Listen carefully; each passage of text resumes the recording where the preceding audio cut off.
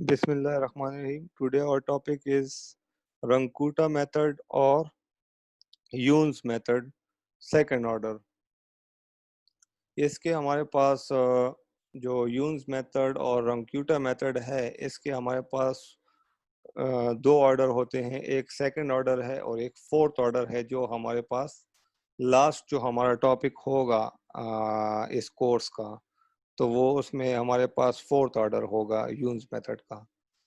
Question number 1, as you can see on the screen, solve dy by dx which is equal to x plus y naught is equal to 1 over the interval 0 is less than equal to x or is less than equal to 0.1 using second order Rankuta method with h is equal to 0.01 give results to 3D। 3D का मतलब मैं आपको समझा चुका हूँ कि 3D का मतलब आपके पास जो होता है 3 डिजिट्स तक, यानी जो आपके पास वैल्यूज आप फाइंड करेंगे वो आप 3 वैल्यूज फाइंड करें। सॉल्यूशन इज आपके पास डेटा गिवन है y naught is equal to 1, जो x नॉट की वैल्यू x की इनिशियल वैल्यू होगी वो आप इंटरवल से फाइंड करेंगे। इंटरवल आपके पास 0 से स्टार्ट हो रहा है तो x नॉट की वैल्यू आपके पास 0 होगी। h is equal to 0.02 given है।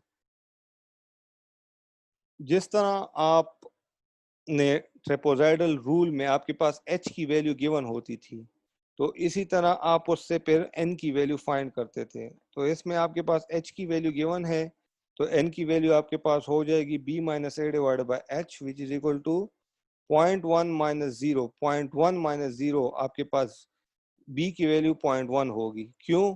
क्योंकि देखें ये जो इंटरवल है इसमें आपके पास फर्स्ट वैल्यू a की होगी, लास्ट वैल्यू आपके पास b की होगी। तो 0.1 माइनस 0 डिवाइड बाई h की वैल्यू आपके पास 0.02 है।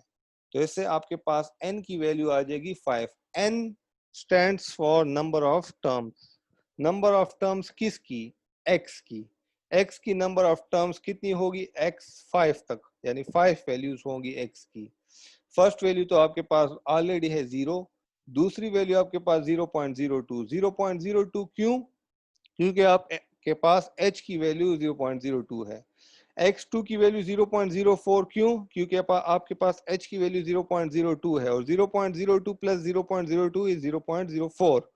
0.04 प्लस 0.02 विल बी 0.06, तो x3 की वैल्यू 0.06।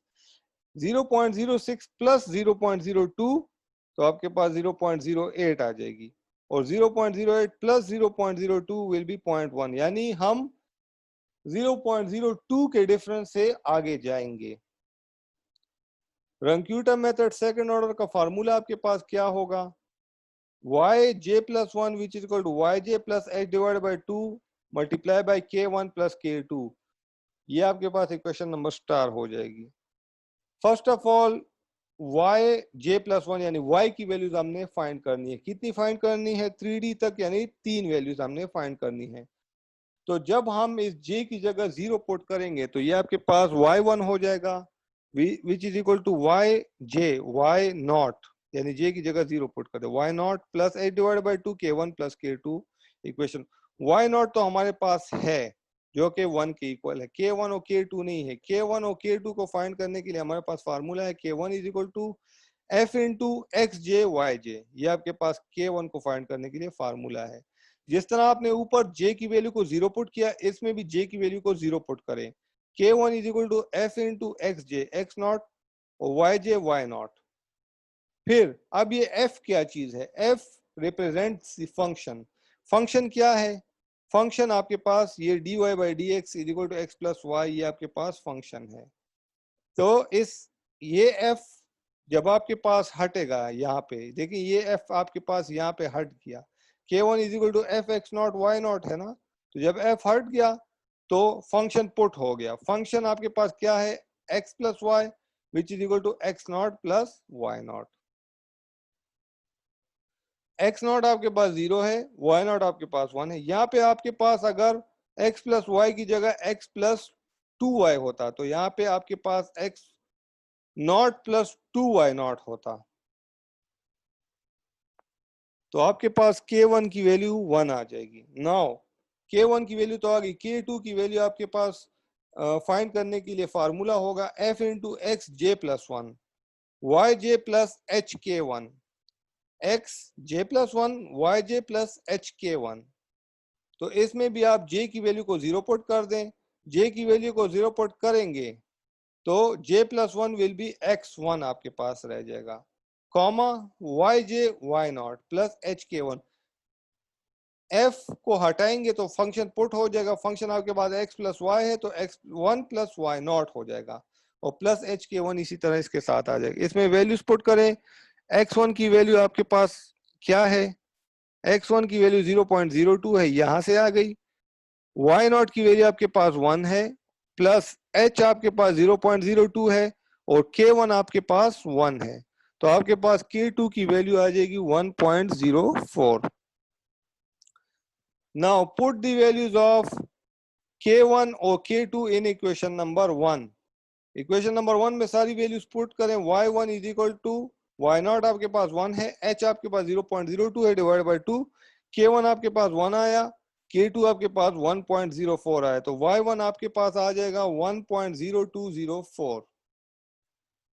सिमिलरली y2 को फाइंड करने के लिए आप put j is equal to 1 in equation star, तो y2 is equal to y1 plus h divide by 2 k1 plus k2, ये आपके पास इक्वेशन नंबर 2 हो जाएगी।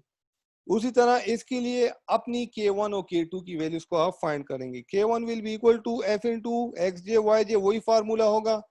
j की जगह अब आप इस दफा 1 पुट करेंगे 0 की जगह, तो f into x one comma y one हो जाएगा, फिर k1 is equal to f हट जाएगा तो फंक्शन पुट हो जाएगा, k1 is equal to x1 plus y1 which is equal to 0.02 plus 1.0204, k1 is equal to 1.0404 आपके पास आ जाएगा। सिमिलरली k2 के लिए f into x j plus one y j plus h k one, ये formula है। k2 f j की जगह आप 1 put करेंगे तो 1 plus 1 will be x2 y j y one plus h k one, f हट जाएगा तो फंक्शन पुट हो जाएगा, k2 is equal to x2 plus y1 हो जाएगा प्लस एच के वन। इसी तरह k2 की वैल्यू आपके पास 1.08121 आ जाएगी। Now putting the values in equation number 2, equation number 2 में सारी वैल्यूज पुट कर दे तो y2 is equal to 1.0204 plus 0.02 divided by 2, 1.0404 plus 1.08121, तो y2 की वैल्यू आपके पास 1.04162 आ जाएगी।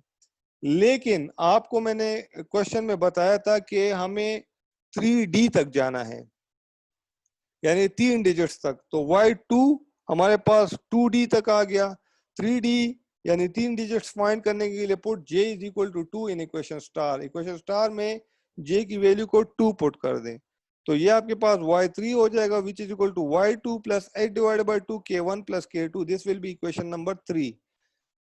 k1 के लिए formula f into x j y j, k1 f into x2 y2 हो जाएगा and k1 is equal to function जब पुट करेंगे तो x2 प्लस y2 हो जाएगा, k1 आपके पास 1.08162 आ जाएगा।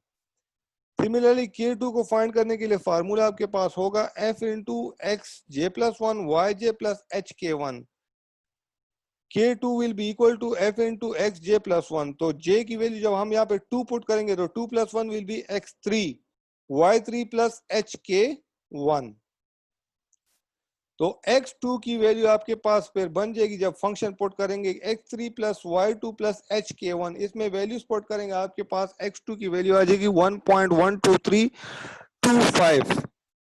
Putting the values of k1 and k2 in equation number 3 you will get x y3 is equal to 1.04162 plus 0.02 divided by 2 which is the value of h or this is 2, k1 की value k2 की value आपके पास y3 आ जाएगा 1.06366। अब देखिए ये question है रंक्यूटा method second order का, इसमें अब दूसरा क्वेश्चन भी मैं आपको करवा सकता हूं, लेकिन दूसरे क्वेश्चन में यही होगा कि आपके पास या इन वैल्यूज में चेंज होगा या आपके पास h की वैल्यू में चेंज होगा या इंटरवल में चेंज होगा। तो जब आपके पास वैल्यूज में चेंज हो तो घबराने की जरूरत नहीं है, क्वेश्चन का मेथड वही होगा।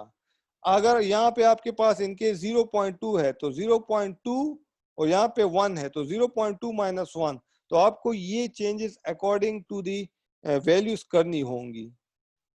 तो इसमें घबराने की जरूरत नहीं है, बहुत ही सिंपल टॉपिक है।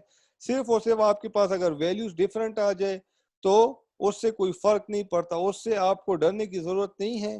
तो अकॉर्डिंग टू दी वैल्यूज आप उसी मेथड को फॉलो करें जो अभी मैंने आपको बताया है। Okay, thank you.